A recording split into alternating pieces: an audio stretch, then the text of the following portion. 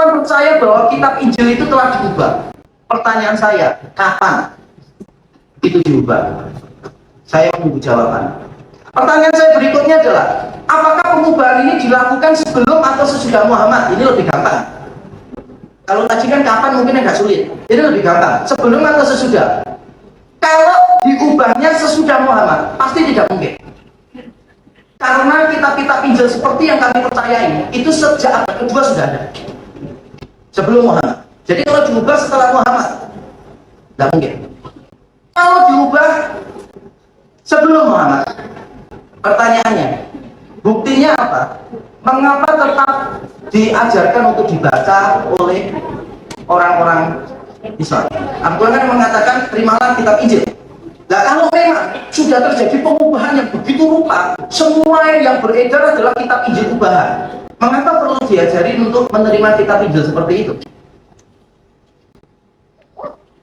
Seandainya orang-orang Islam merasa bahwa mereka mengetahui kitab Injil yang benar, yang tanpa diubah-ubah, pertanyaan saya, mengapa tidak berusaha memelihara itu? Padahal mereka yakin kitab Injil yang beredar pada zaman Muhammad itu sudah banyak diubah.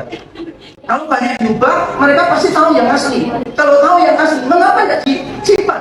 Supaya nanti kalau ada pengubahan tinggal ditunjukkan, oh itu kamu ubah, yang asli ini. Nah sekarang problemnya jadi begini. Kalau memang tidak tahu yang asli,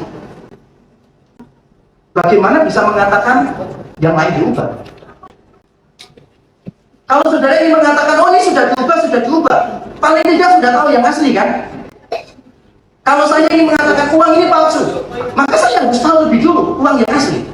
Problemnya adalah kitab Injil yang katanya asli tanpa diubah-ubah orang Kristen sampai sekarang tidak pernah ditunjukkan oleh pihak Islam. Ini namanya argument from silence.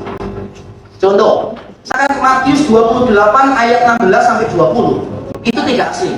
Yang mengajarkan tentang Tritunggal, baptislah dalam nama Bapa, Putra, Roh Kudus, itu katanya tidak asli.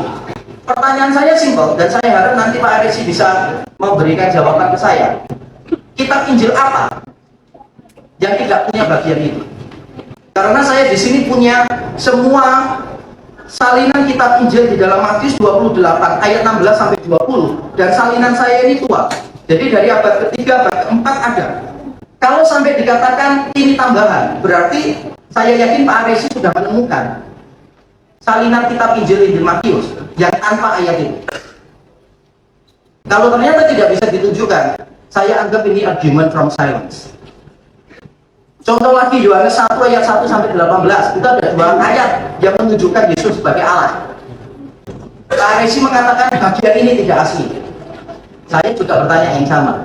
Salinan kuno mana Injil Yohanes yang tidak punya bagian itu?